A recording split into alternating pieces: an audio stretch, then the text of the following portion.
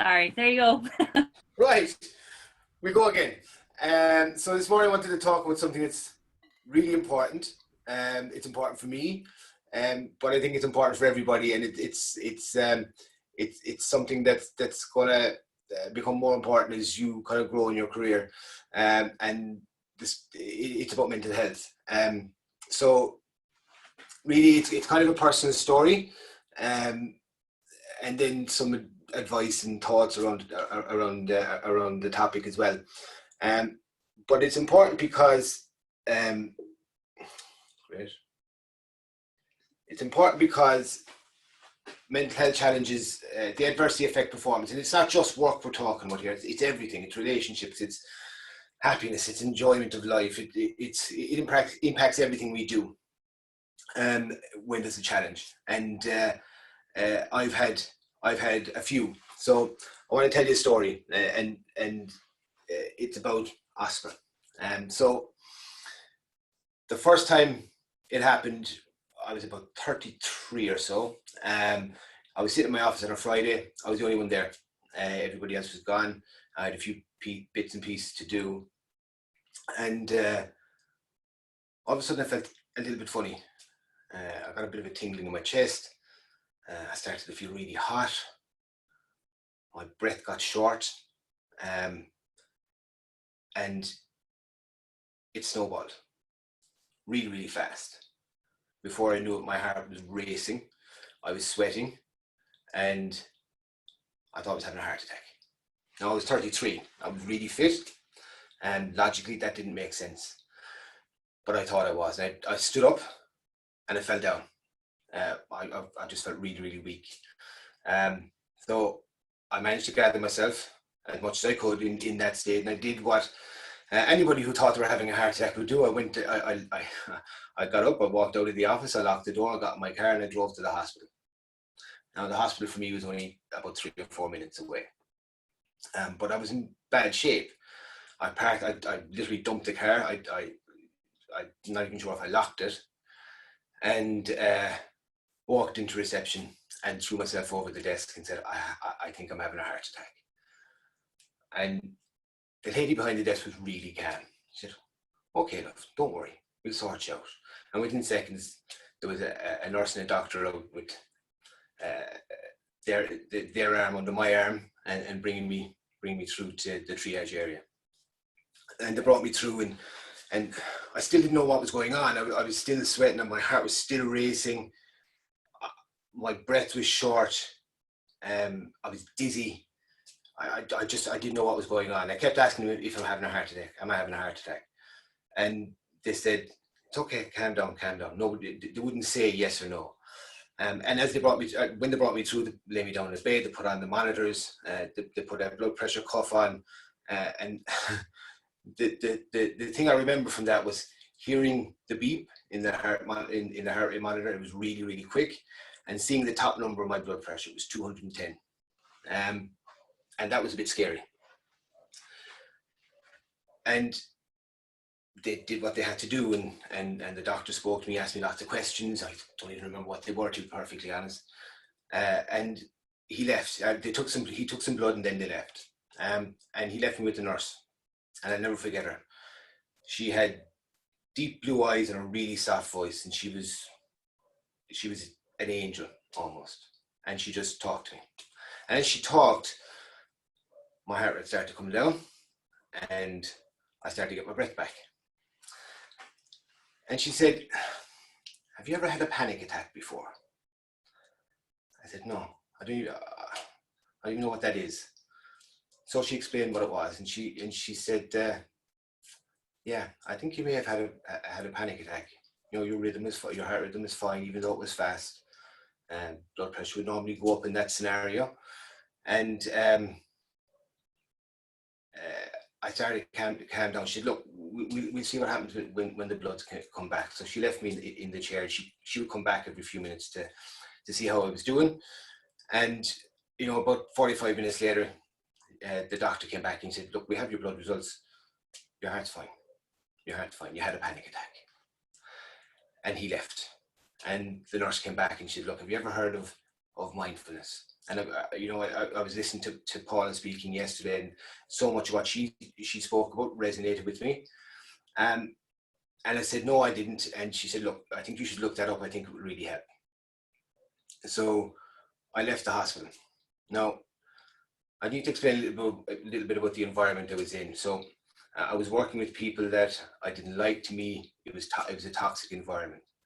I had heard jokes made about people who would have panic attacks or had anxiety or depression or bipolar or any sort of mental health issue. And I decided before I even left the hospital, I'm not telling anyone. And for 2 years, I didn't tell anybody. And for that 2 years, I had a panic attack at least once a day, every day. So I don't know if any of you had an anxiety attack, but yeah, it's tiring. And I was still high functioning. I was still in a senior role, still developing business, still traveling, still trying to grow. So this went on, and I got so good at hiding this. I'd have a panic attack sitting beside you and you wouldn't have known. Initially, in those following on few days, I would disappear. When I felt it coming on, I'd disappear. I'd go to the bathroom. I'd stay there for 15, 20 minutes, half an hour, as long as it took. But I realized I couldn't keep doing that. So I had to learn how to hide it better. And I did. But it was killing me slowly. And after around 2 years, one morning, I decided, okay, that's it. I need to get some help. And I got in my car and I drove to my doctor. I had no appointment, but I went in and I spoke to the receptionist and said, look, I need to speak to Dom. Dom was my GP. And she said, you okay? I said, yeah, I just need to speak to Dom. She said, okay, just take a seat and we'll get you sorted. And within 5 minutes, I was sitting in front of my GP. And I told him the whole story. I told him what was going on. I told him I'd been to the hospital, and he just said, oh, Brian, why didn't you come talk to me sooner? And we talked for about a half an hour. He gave me a lot of his time. And he said, look, we're going to have to do something about this. I said, yes, Pierre. I said, I can't keep going like this. I can't. And he suggested medication. And I kind of railed a bit against that. I said, I don't want to be a zombie.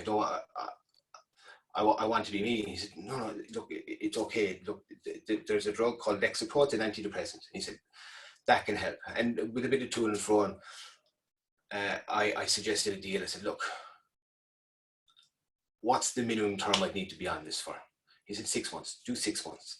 I said, okay, I'll do 6 months at the minimum dose, but you need to recommend a talk therapist for me. And he said, sure, of course, I was going to do that anyway. So he did.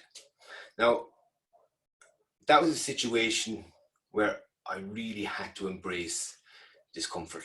I'd been fighting this for 2 years, resisting it for 2 years, and going through panic attacks at least once a day for 2 years. I had to do something, but it was really, really hard. I found it really hard. But anyway, I got the medication, and actually, you know what, it helped. It gave me that bit of space. And I went to see a therapist. Best thing I've ever done in my life, bar none. Best thing ever. I don't know if I'd still be here had I not. And her name was Imelda, and Imelda was a psychologist and an amateur actress, and she was hilarious, and she made me laugh, and we had a chat. And through our talks, I started to understand what was going on, what would trigger anxiety, or what would trigger a panic attack. And it was me, very often. It was me. More to the point, it was the voice in my head. And it could happen in a microsecond, and it would be a trigger. I mightn't even notice it, but bang, I'd feel the rising heart rate. I'd feel the sweat on my forehead. I'd feel the short breath. So over a bit of time, we got to a point where, okay, you need to get to know the voice in your head. So she suggested I give him a name and a character. And without thinking, I said, his name is Oscar. Now, I don't know where Oscar came from. I don't know anybody called Oscar, but Oscar was his name. And I had to build a little bit of a character for him. So Oscar was a clown. And he was a ridiculous looking clown. That's the best picture of a clown I could find, but he looked even more ridiculous than that, and he sounded like he had a really high-pitched voice, a bit Michael Jackson-esque. But there was a reason I did that. And the reason is dissociation, creating a distance between the logical me and the emotional me. It was a way to manage the chimp in my head. So the chimp is something that comes from the Chimp Paradox, a book by Professor Steve Peters, that just refers to that emotional part of our brain. And in creating that distance, it meant that I could hear the emotion speaking, but it wasn't me. And the logical part of me could engage with it. And this really, really helped. And over time, the space between panic attacks and the space between anxiety attacks started to grow. Now, it wasn't an overnight thing.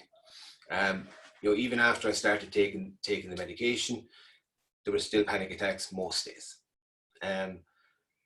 But as I started to understand it more, and as I started to create that dissociation and distance between me and my emotional self initially, just so I could understand it, I learned to manage it more. I learned to recognize the signs and recognize the triggers. And it became about managing the space between. Managing the space between attacks. And psychologists would recognize this, they call this a hijack.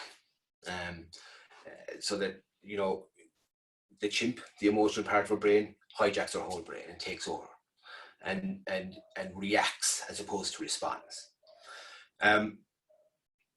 But really for me, it was acknowledging the elephant in the room. There was a problem, and resisting that problem doesn't make the problem go away.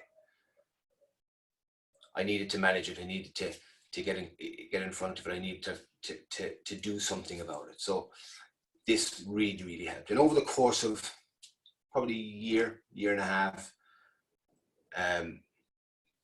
the panic attacks started to disappear, certainly in their regularity.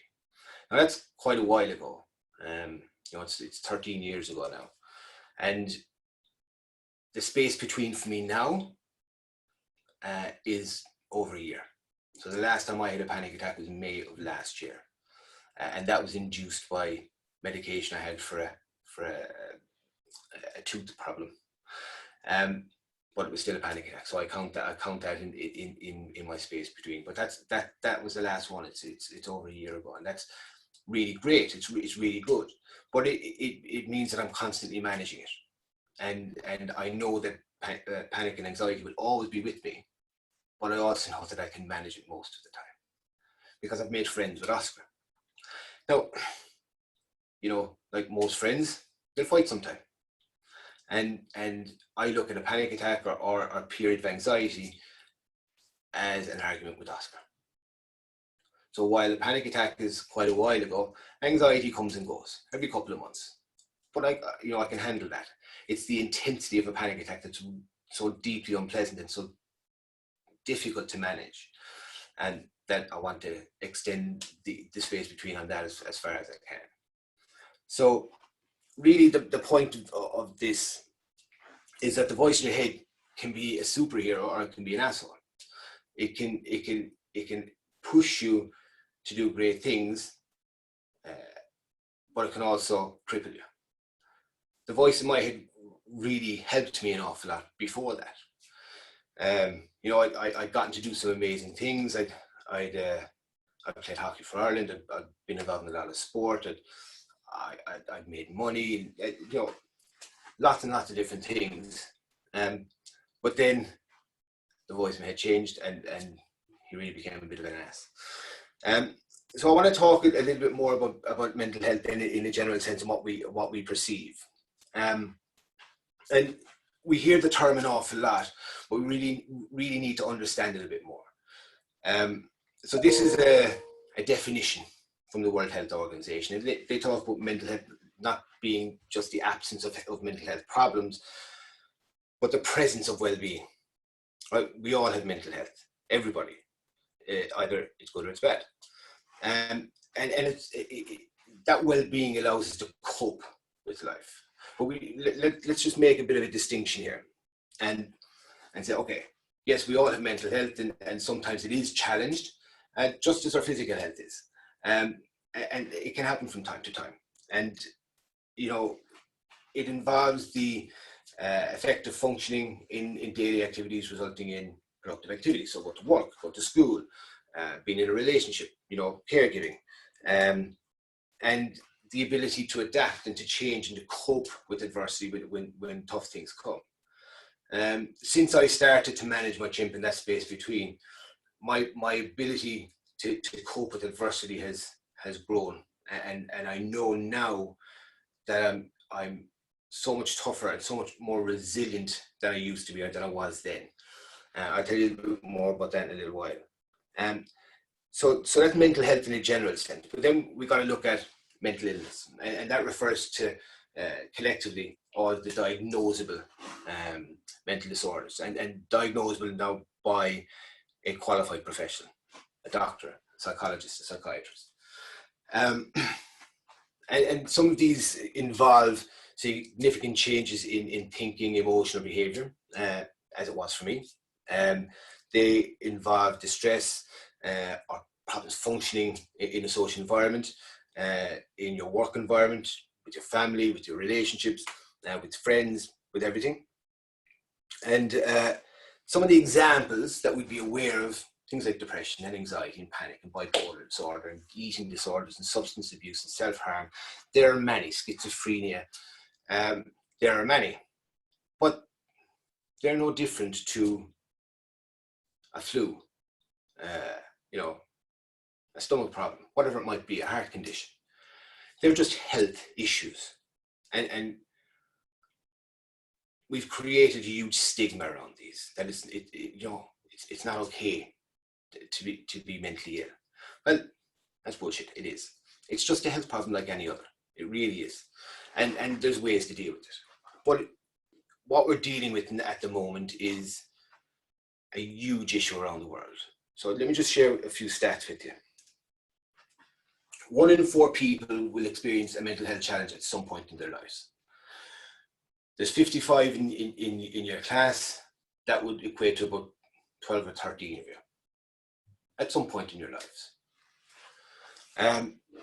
Now, those challenges vary in severity. It can go from something like a short period of extreme stress or difficulty to cope to an extreme.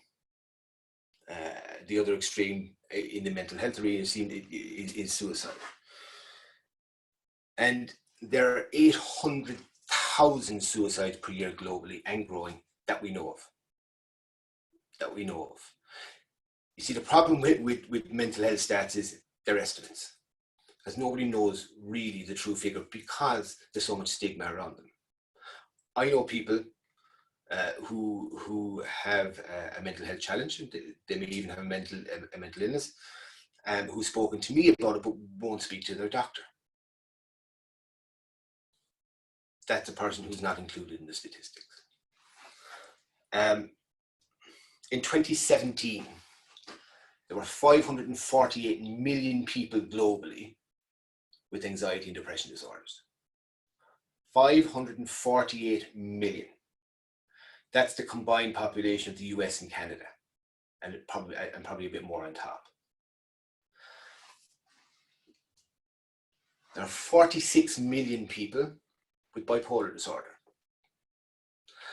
That's just a few of the conditions. And think about that. You know somebody who's suffering with something. Chances are. 46 million people, that's 3/4 of the population of the UK. And the thing with these numbers is they're estimates. They think they're conservative. The number is likely to be much higher. So there is something that's very prevalent in our societies, that doesn't get enough attention, that is swept under a table, that there's a stigma around it. Now, I think your generation are so much more open to talking about this, and that's really, really good. My generation were a bit more open to my parents' generation.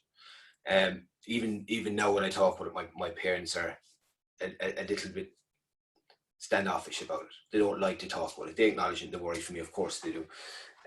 But they don't like to talk about it still. And obviously I talk about it quite openly. So what does living with a mental illness look like? Well, this is what it looks like for me. Pretty normal.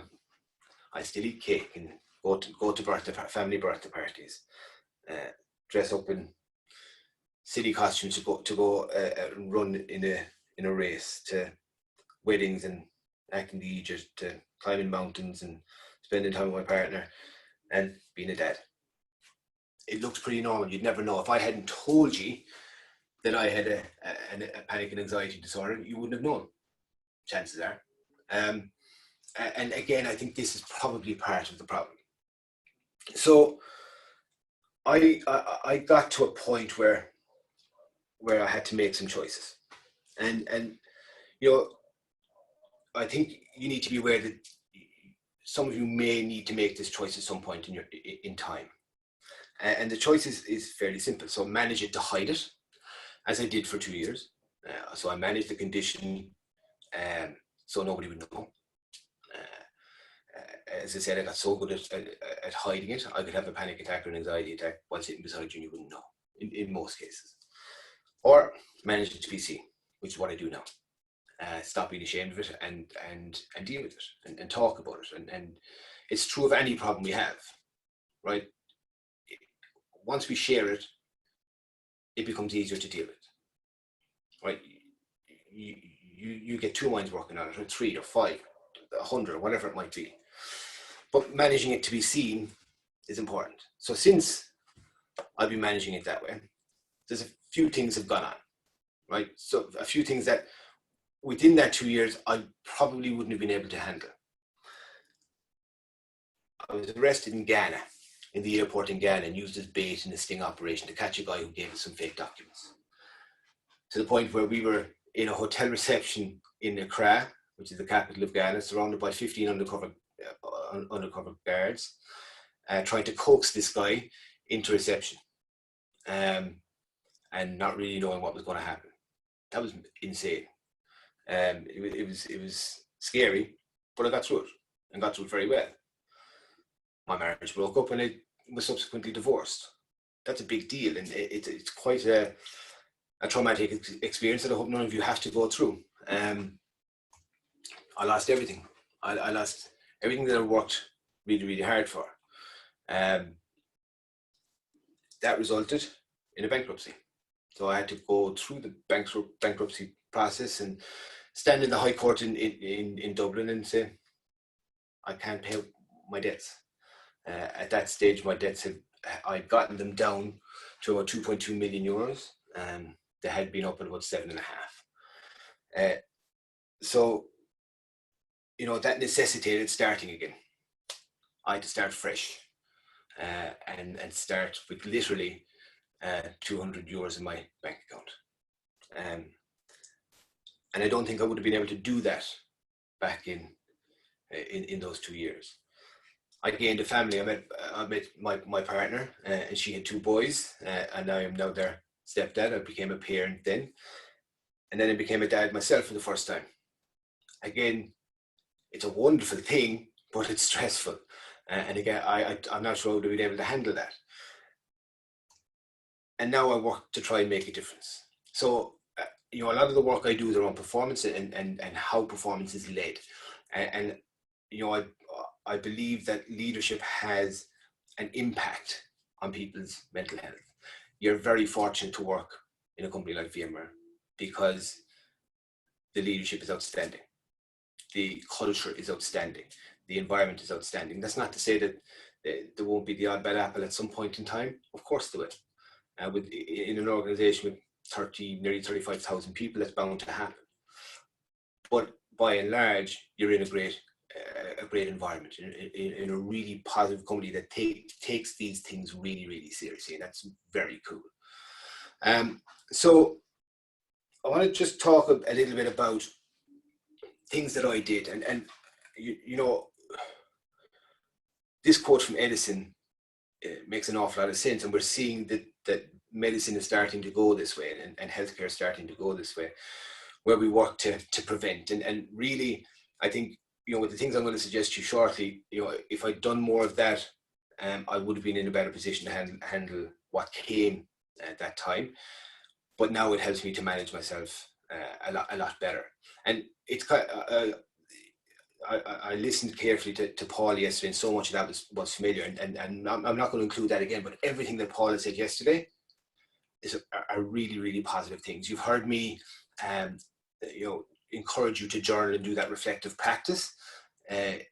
It's incredibly useful. It's getting to know you. It's getting to understand you and how you think. You've heard me encourage you to work on emotional intelligence. Again, it's part of the same thing. It'll make you better leaders. It'll make you better salespeople. It'll make you better SEs.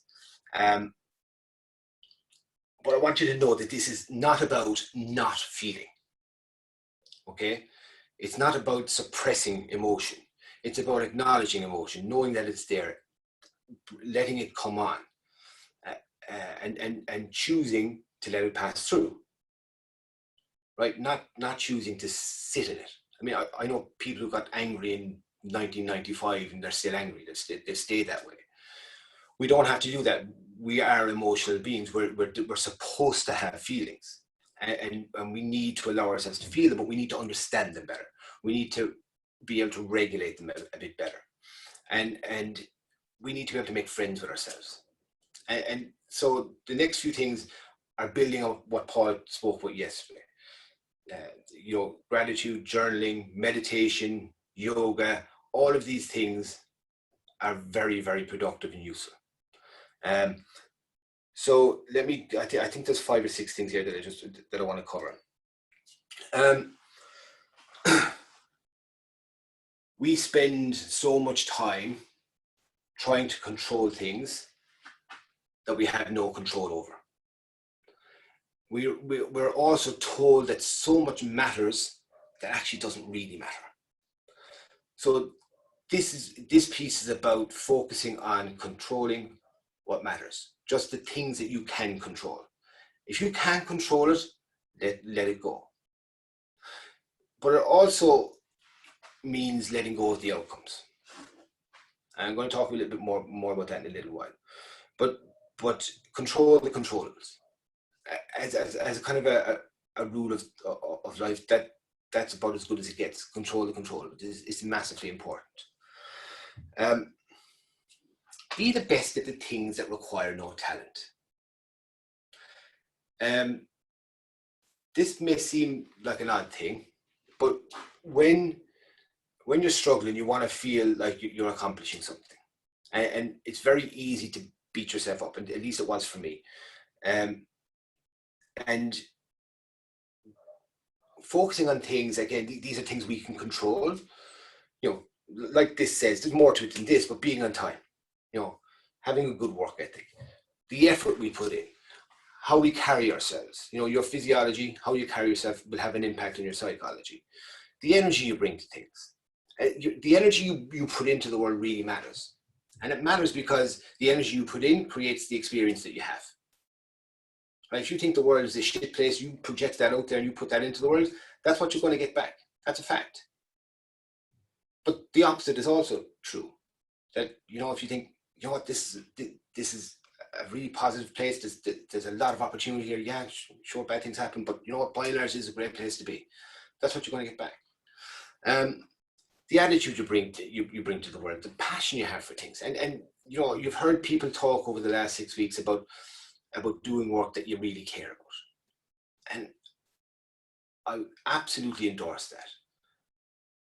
Find something that you care about, find something that's fun, and you know what, do it in an organization that respects that. Again, I think VMware does its best to do that for people, better than almost any organization I've ever been involved in, and that's a good thing. Be coachable, be ready to learn, be willing to learn, be willing to take feedback on board, and not use that feedback to beat the crap out of yourself. Go the extra mile. Turn up ready, prepared, do the work. Don't look for shortcuts. Shortcuts don't exist most of the time. Sure, you can do things better, but you still got to do the work. If you want to be the best at what you do, if you want to be successful at what you do, and I'm not just talking about work, I'm talking about anything, you've got to put in the work. And so be the best at the things that require no talent. Looking after your body is important. Now, there's a few things around this, right? So exercise. When this all kicked off for me, I was still involved in sport at a high level, and I gradually opted out. But I got back involved again once I started to talk with a therapist and started getting moving again. But there was a lot of stuff I didn't like about it, so I wanted some time for myself. So I started running, and I got back into the mountains. My dad brought me up the highest mountain in Ireland when I was 11, and I always loved it, and I did it for a number of years, and then kind of put it to one side. But I came back to it, and for me, that became a meditative space. I would run for hours and hours and hours. I ended up running ultramarathons and climbing very big mountains, and it's great fun, and I love it. And it's wonderful to be out in nature, breathing fresh air, and getting exercise. The longest I've run in one go is 40 miles. I've climbed Kilimanjaro, I've climbed Mont Blanc, and I'll climb more. But I found something that I really love to do. I'm not saying that anybody needs to do that, run a marathon or anything like that. Exercise. Get out and take a walk for 20 minutes a day. Get out in the fresh air. Walk in the rain. Just get out, do something, move your body, right? Just start there. And the more you can do that in nature, the better, or at the very least, getting out in fresh air. So that's one side of it. The other side of it is what we put into our body, the food we eat. Learn to cook. It's a really simple thing, and again, cooking is in itself a very meditative thing. It's something I love to do, and that doesn't mean that you don't have a takeaway every now and again if that's what you like. Absolutely do it, but if you're getting it right 80% of the time, you're doing better than most. So learn to cook real food from scratch, without packets and jars of sauces. It's very enjoyable. The next one is do your best and let go of the outcomes. This picture here is my daughter when she was about 1, and she is one of the most determined people I've ever come across in my life. She's headstrong and stubborn and smart, and this picture is her crawling across our front yard, the tarmac front yard. She got a plaster on her thumb there. She cut it on a piece of glass, and it had bled, and we couldn't stop it, but it didn't stop her. And you know what? She gives her best, and we can learn. I'm learning so much from being her dad.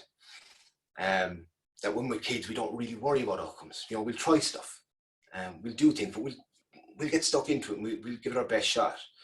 And we tend to forget that a bit as we get older. It gets conditioned out of us. So I would encourage you to do your best. Now, we need to distinguish here between doing your best and achievement. All you can ever do is your best.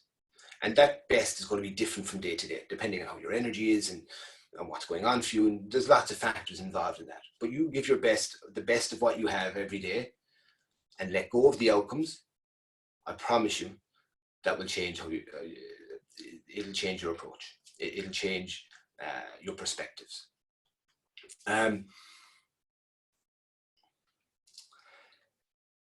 This one I think is important. This is a quote from Brené Brown. I think she's an awesome human. I love the work she does. I love to hear her talk, and her books are incredible. But this is about embracing discomfort, right? This isn't about, when she says leaders, she's not talking about the people at the top of organizations. We're all leaders. and we lead ourselves at the very least. And this is an encouragement to embrace discomfort, to learn to say no when you mean no. There's nothing wrong with no. It's a perfectly valid answer. We say yes to things that we really don't want to say yes to, and then complain that we're doing stuff that we don't really want to do. But we've made that choice. Understand what choices you're making. It's okay to say no. Just do it the right way. Don't be an ass.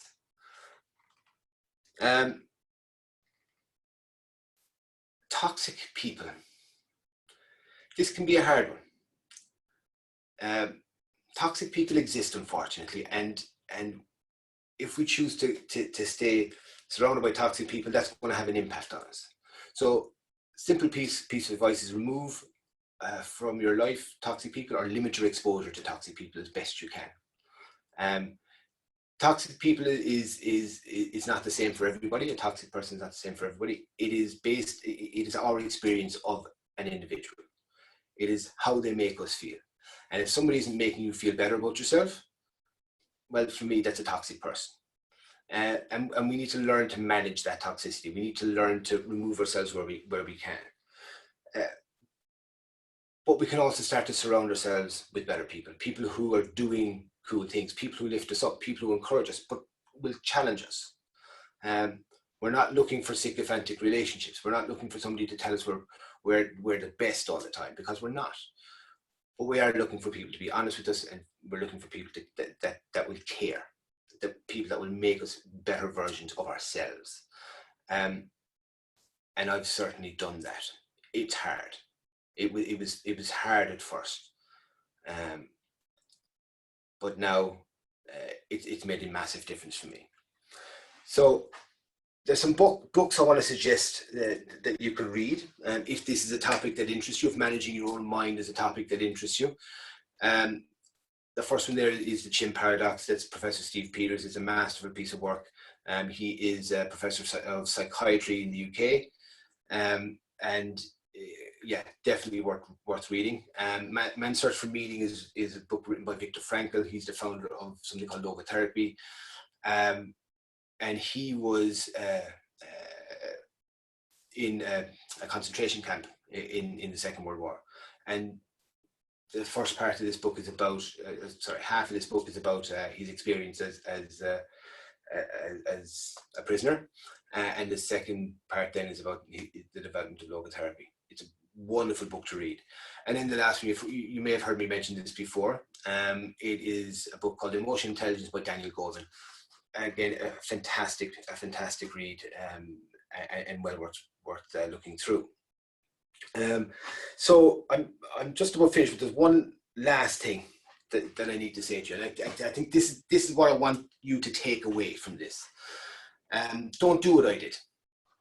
I'm not telling you this story to impress you or anything like that. I'm telling you this story because I don't want you to do what I did. I don't want you to suffer in silence. If you need help, if you find that you're not able to help yourself, if you're stuck, please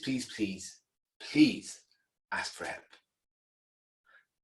My phone is always on. My emails are always open. You know where I am. If you can't find anybody in your immediate vicinity, give me a call. I'll talk to you. I'll listen. But don't suffer in silence. Actually do something. So that's all I have to say. Thank you very much. I'm happy to answer any questions you have, if you have any questions at all. Yeah, look after yourselves.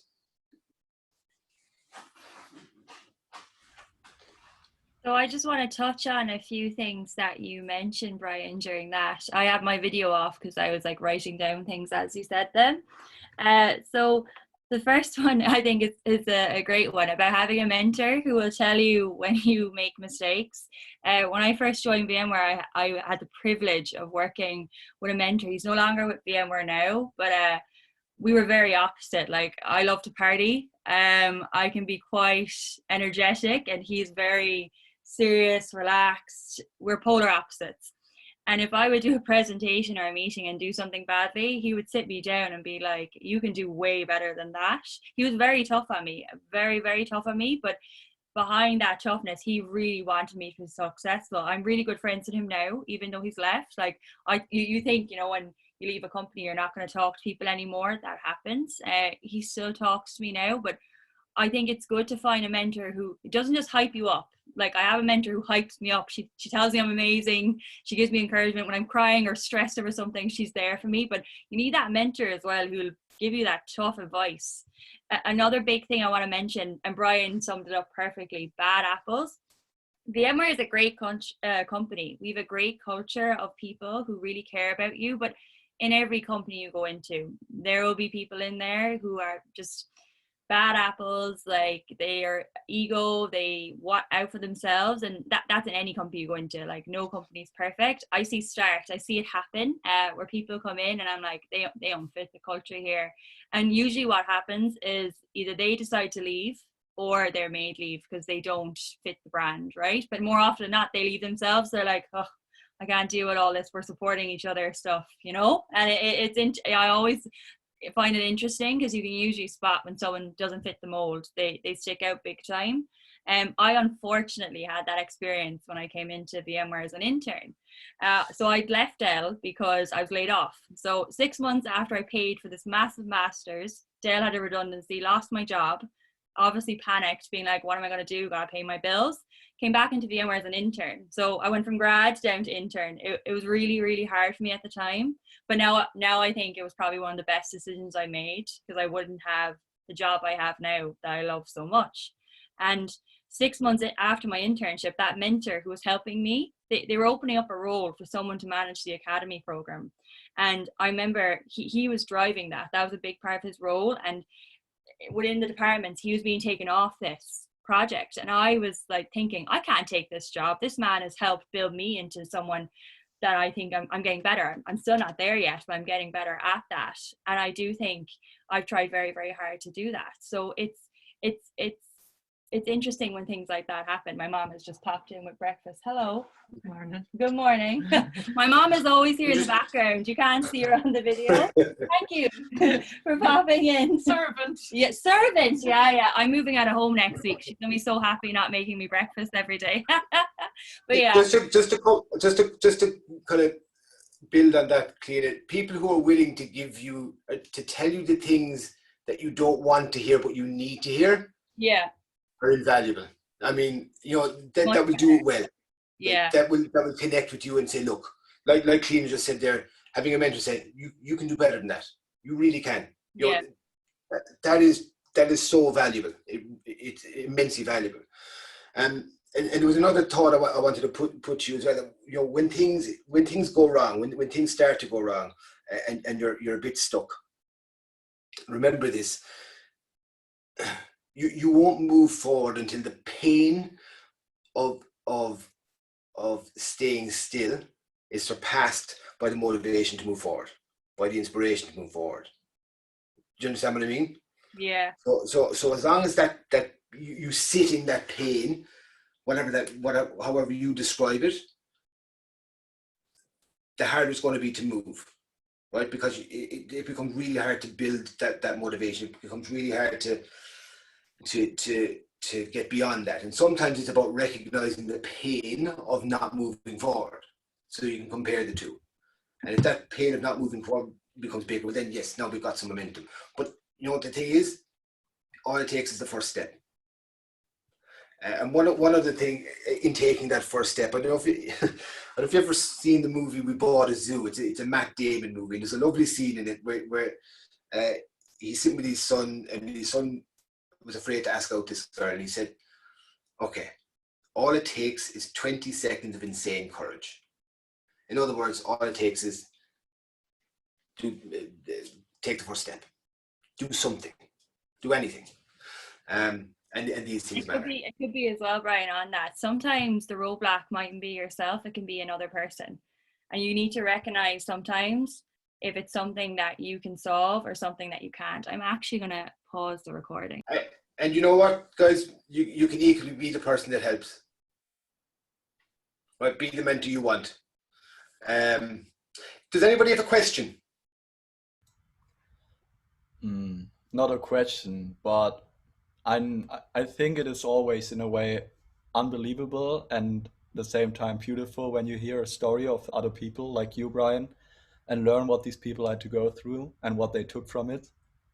So I think every person has these low blows and everybody has to learn from them to get out of them even stronger. So thank you so much for bringing this to our attention. So your My story pleasure. got really very close to me. So I think many of the people here will take your advice to heart. And yeah, by the way, as a son who had no real relationship to his dad for many years now, so we have now, but you know, when I was a small child, my dad, I had no relationship with him. So I think you are and you're gonna be a great dad who can give back all the more love for all your children, stepchildren, and your daughter or son. Sorry, I didn't get it. What was it? Daughter. So Daughter. Sorry. there's three And kids, two boys and a girl. yeah, so all of your children, and after going through so much, so thank you so much for the great time with you from all of us for at Academy for all your advices and help and tips. And I hope we will meet in person sometime, Vegas or in You know court. what? I really hope so too. So thank you very I much, Brian. genuinely, I really hope so too. And Yeah, thank you for saying that, Liam. I really appreciate that. thank you so much. Okay, is there any other questions for Brian at this point? I'm conscious I want to give you a water coffee break because the day is quite intense. So as you may have noticed by our first session, I want to give you some time back to take 10 minutes for water or coffee. We'll stay on the Zoom, but if you want to take a break, you can. And we'll be back in 10 minutes. So what time is it now? Back at 10. Thanks for listening, everyone. Thank you so much.